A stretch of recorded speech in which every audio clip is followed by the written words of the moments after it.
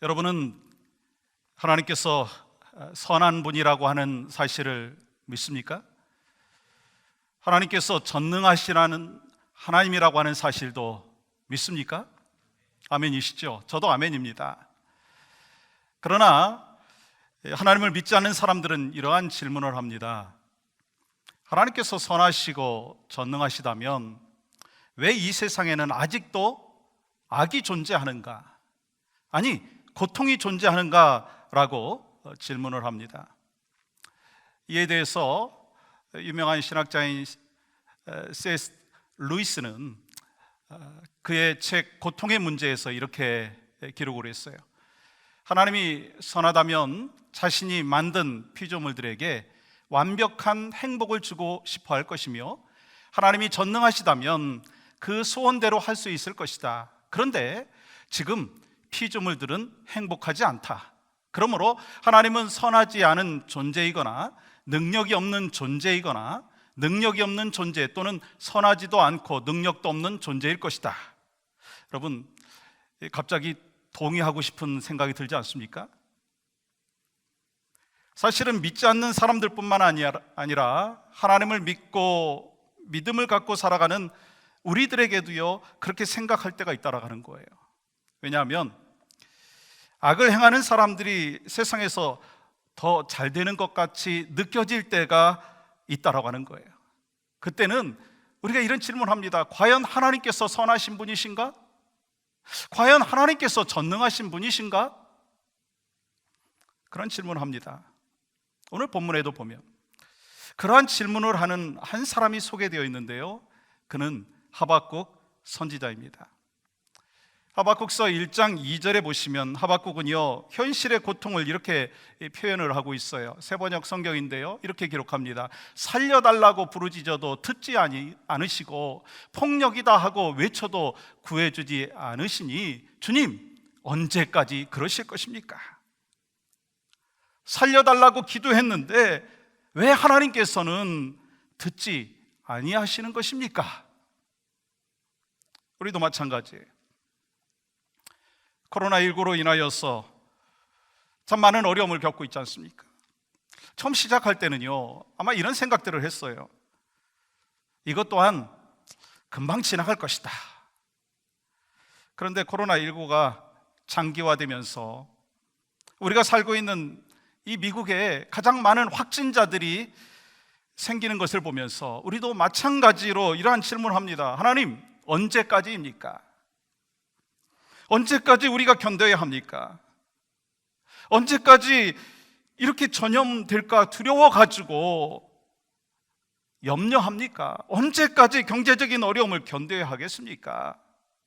언제까지 주의 전에 함께 모여서 예배하지 못하고, 언제까지 성도들의 그 교제를 하지 못하는 그 신앙생활을 해야 합니까? 언제까지입니까? 언제까지 그런 질문 여러분 하지 않습니까?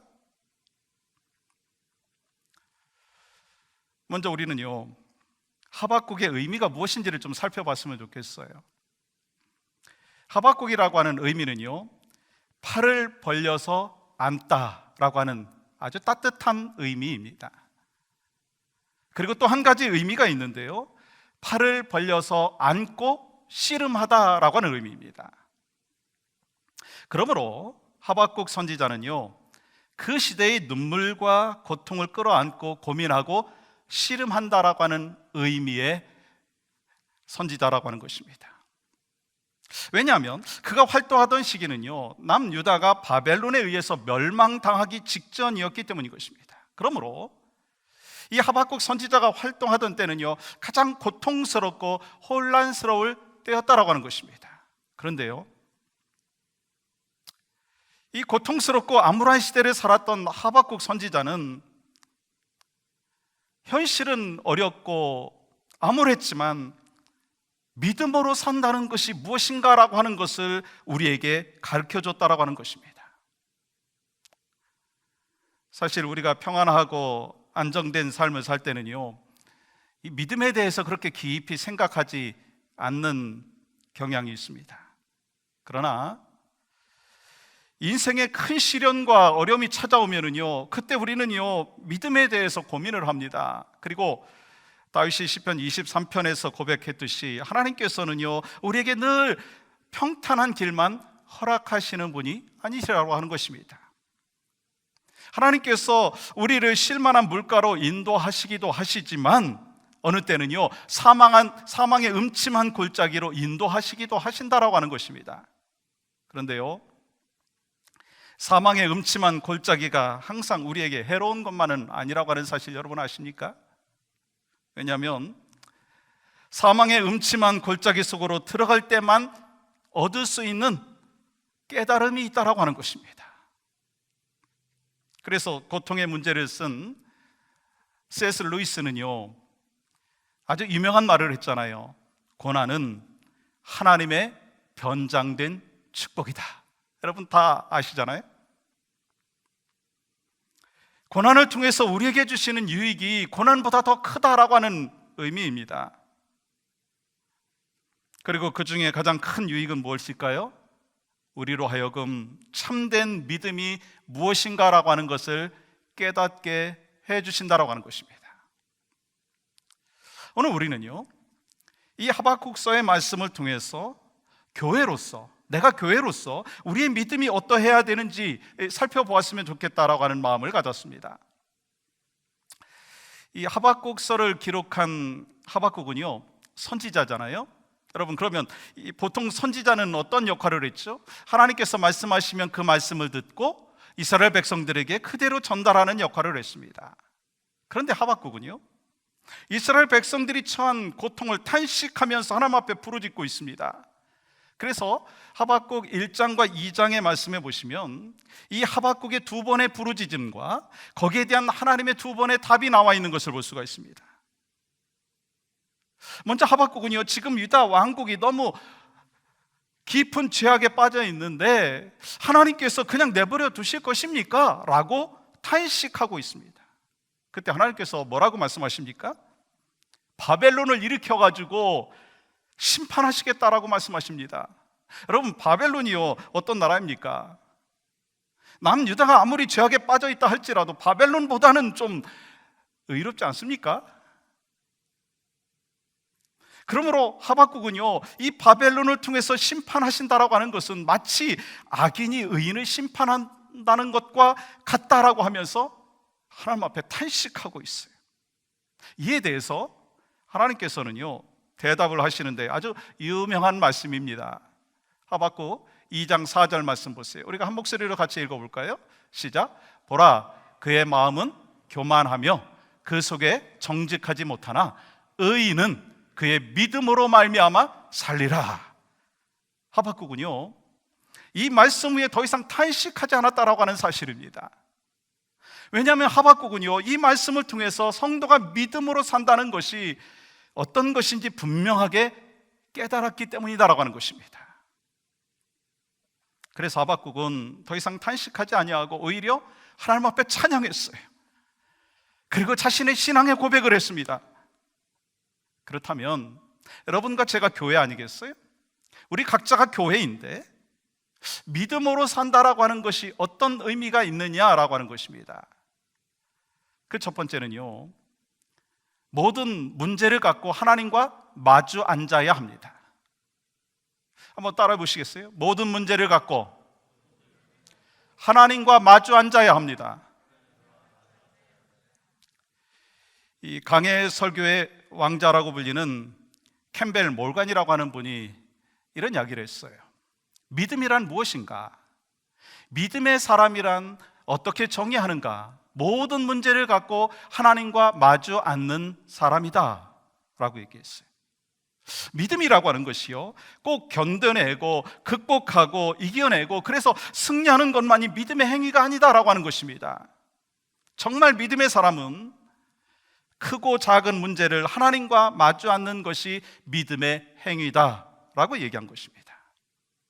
그렇기 때문에 우리는 지금 경험하고 있는 현실 앞에서, 코로나19라고 하는 어려운 현실 앞에서 무엇을 해야 되느냐라고 하는 거예요. 하나님과 마주 앉아야 된다는 거예요. 하나님 앞에 나와서 무릎을 꿇어야 한다라고 하는 것입니다. 코로나19로 인해서 모든 것이 멈춰버린 상황 속에서 하나님의 뜻이 무엇인가 알기 위해서 하나님 앞에 가까이 나아가야 된다는 것입니다. 그리고 모든 문제를 내려놓고 하나님과 마주 앉아야 된다라고 하는 것을 말씀하고 있는 것입니다. 여러분, 지금 하박국이 처해 있는 상황이 어떤 상황입니까? 그는 죄악과 불의가 판을 치고 있는 세상의 중심에 서 있습니다. 그때 하박국이 어떻게 했어요? 실망했습니까? 포기했습니까? 아니에요. 오히려 하나님 앞에 나왔어요. 하나님과 마주 앉았다라고 하는 것입니다. 그리고 하나님 앞에 나왔어요. 뭐 했어요? 탄식하는 것을 보게 됩니다. 3절 말씀 보세요. 어찌하여 내게 죄악을 보게 하시며 폐역을 눈으로 보게 하시나이까? 겁탈과 강포가 내 앞에 있고 변론과 분쟁이 일어났나이다. 어찌해서 유다 공동체에 억압과 폭력이 있고 그것으로 인해서 다툼과 분쟁이 있는데 버려두시는 것입니까? 그것으로 인해서 지금 어떤 일이 일어나고 있는지 아십니까? 4절 보세요. 그것으로 인해서 이러므로 율법이 해이하고 정의가 전혀 시행되지 못하오니 이는 악인이 의인을 에워쌌으므로 정의가 굽게 행하여짐이니이다.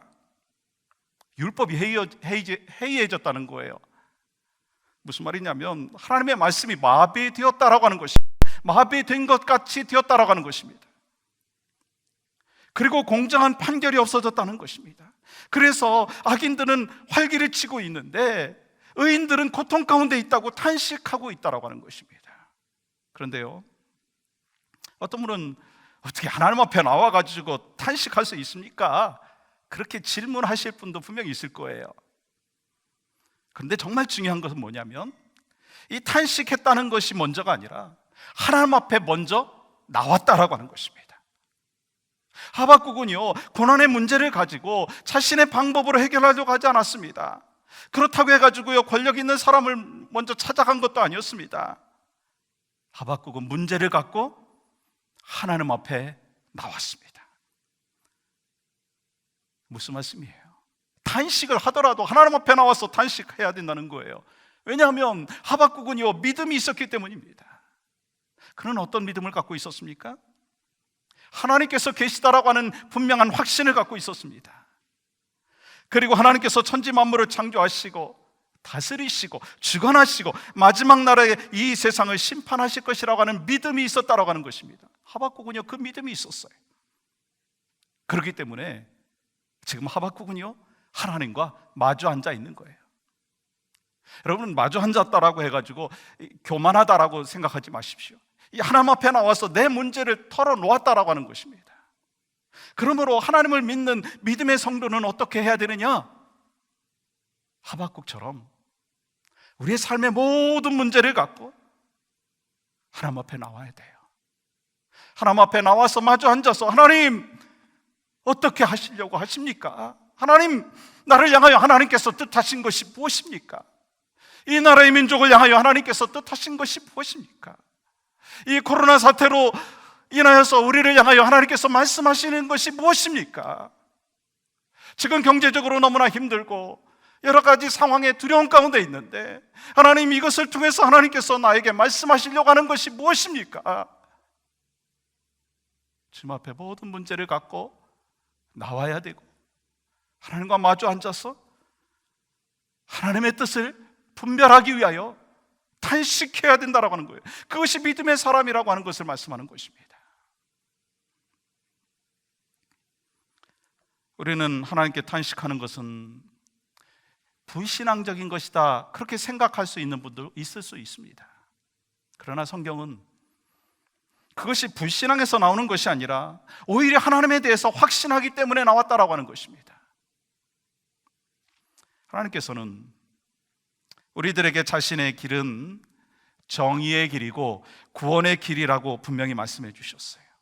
그렇기 때문에 우리가 하나님은 의로우시고 우리를 구원하시는 분이라고 하는 사실을 확실히 믿는다면, 우리는요, 이 땅에 불의한 현실이 있다면 하박국 선지자처럼 뜨겁게 탄식해야 된다라고 하는 것입니다. 사람은 누구나 근심과 걱정이 없는 삶을 살고 싶습니다. 고통이 없는 그 삶을 소망합니다. 그러나 우리의 소망과는 다르게 인생길에는 수많은 비바람이 닥쳐올 때가 있어요. 때로는 지진이, 때로는 토네이도가, 또한 바이러스와 같이 이 어려운 현실에 고통을 경험하는 그 삶의 모습이 우리 가운데 있습니다. 무슨 말인가요? 고통은 예외가 없고 누구에게나 찾아온다라고 하는 사실입니다. 그러므로 살아있는 사람이라면 고통에서 자유로운 사람은 아무도 없습니다. 그래서 심지어 뭐라고 얘기합니까? 고통에서 자유로울 수 있는 한 장소가 있다. 그것이 어디라고요? 무덤이라고 했지 않습니까? 그렇기 때문에 우리의 삶에 찾아오는 모든 문제를 갖고 주님 앞에 가까이 나아가야 된다라고 하는 것입니다. 그리고 맡겨드려야 합니다. 그것이 믿음의 삶이라고 하는 것입니다. 그리고 하나님 앞에 나아갈 때 하나님께서 내 모든 짐을 대신 져주실 것이라고 하는 그 믿음과 확신이 있어야 되는 거예요. 여러분, 시편 기자가 그렇게 고백했잖아요. 시편 68편 19절입니다. 날마다 우리 짐을 지시는 주 곧 우리의 구원이신 하나님을 찬송할지로다. 하나님께서 날마다 우리 인생의 문제를 해결해 주시는 줄 믿고 그 모든 문제를 주님 앞에 내어 맡긴다라고 하는 것입니다. 그렇다면 우리가 어떻게 하나님께 우리의 인생을 맡겨드리고 우리의 인생의 짐을 맡겨드릴 수 있을까요? 그것은요, 우리의 모든 문제를 갖고 하나님께 나아가서 하나님과 마주 앉아야 합니다. 이것이 바로 믿음의 삶의 모습이다라고 하는 것입니다. 사랑하는 여러분, 하나님은 우리의 기도를 들으시는 줄 믿으십니까? 우리가 어떤 상황 속에 있다 할지라도 하나님은 우리의 기도를 들으시는 줄 믿으십니까? 믿으시면 아멘 하셨잖아요. 그러면 하박국과 같이 하나님께서 하시는 일에 대해서 이해가 되지 않는다 할지라도, 납득이 되지 않는다 할지라도 하나님 앞에 나아가십시오. 그래야 하나님을 만날 수가 있다는 것입니다. 내가 마음이 상해 있을 때에도, 의심 가운데 있을지라도 하나님 앞에 나아가십시오. 그리할 때 우리는 하나님을 만나게 될 것이고 하나님의 뜻을 깨닫게 될 것이고, 또한 하나님의 선하심과 하나님의 사랑하심의 그 뜻을 깨달음으로 말미암아 여러분과 저는요, 하나님 앞에 기쁨과 영광을 올려드리는 인생을 살아가게 될 줄 믿습니다. 또한 두 번째는요, 하나님을 끝까지 붙잡는 것이 믿음이라고 하는 것입니다. 하나님께 모든 것을 맡기고 하나님을 의지하기 위해서 하나님과 마주 앉은 그 하박국에게 하나님께서 답을 주셨어요. 그 후에는요, 하박국이 더 이상 탄식하지 않습니다. 탄식 때문에 대신에 뭐를 했어요? 찬양했습니다. 감사했습니다. 그렇다면 하나님께서 뭐라고 하셨기에 하박국이 그렇게 한순간에 변화될 수 있었느냐는 거예요. 그 답이요, 하박국 2장 4절입니다. 의인은 그의 믿음으로 말미암아 살리라. 하나님께서 하박국 선지자에게 주신 답은요, 의인은 그의 믿음으로 말미암아 살리라. 그 답이었어요. 그렇다면 믿음으로 산다는 것은 무엇을 뜻하는 것일까요? 여러분, 믿음으로 산다는 것이 어떤 의미가 있습니까? 그것은 단순히 하나님께서 살아계신다라고 하는 것을 머리로만 아는 것입니까? 하나님께서 세상을 창조하시고 세상을 다스리시고 계시다는 것을 머리로만 아는 것입니까? 아니잖아요. 왜냐하면 믿음이라고 하는 것은요, 단순히 지식이 아니기 때문인 것입니다. 그러면 믿음이 뭔가요? 믿음은요, 하나님을 끝까지 붙잡는 거예요. 전능하신 하나님이신 것을 믿고 끝까지 붙잡는 거예요. 당장 상황이 이해가 되지 아니하고 내 눈에 보이는 현실은 전혀 그렇지 않을 수도 있지만 그럼에도 불구하고 하나님을 끝까지 붙잡는 것이, 그러면서 인내하는 것이 믿음의 삶이라고 하는 것입니다. 하박국은요, 바로 그 사실을 깨달았어요. 여러분, 왜 하박국이 하나님 앞에서 탄식했습니까? 눈앞에 보이는 현실 때문이었습니다. 분명히 하나님께서 살아계신데 왜 살아계신 것 같지 않나? 라고 하는 그러한 상황을 보면서, 현실을 보면서 탄식했다라고 하는 것입니다. 근데 하나님께서 뭐라고 말씀하십니까? 내 눈에 보이는 현실보다 눈에 보이지 않는 하나님을 더 믿으라고 말씀하시는 거예요. 비록 내가 이해하지 못할지라도, 지금까지 내가 갖고 있는 그 상식과 다른다 할지라도 모든 것을 합력하여 선을 이루시는 하나님을 보라라고 말씀하고 있는 것입니다. 이것이 바로 의인이 살아가는 삶의 방식이라고 하는 것입니다. 그걸 깨달은 거예요. 그걸 말씀하여 주셨을 때 깨달은 거예요. 그러니까 그에게 있어서 처음에는 탄식이었지만 결국은 하나님을 찬양하고 신앙의 고백을 올려드리는 거 아니겠습니까? 여러분, 믿음이란 무엇인가요? 내 생각과 달라도 선하신 하나님을 끝까지 붙잡아야 한다는 거예요. 하나님께서 우리를 위해서 선을 이루실 줄 믿어야 한다라고 하는 거예요. 당장 눈에는 그렇게 보이지 않습니다. 당장 너무 절망스럽습니다.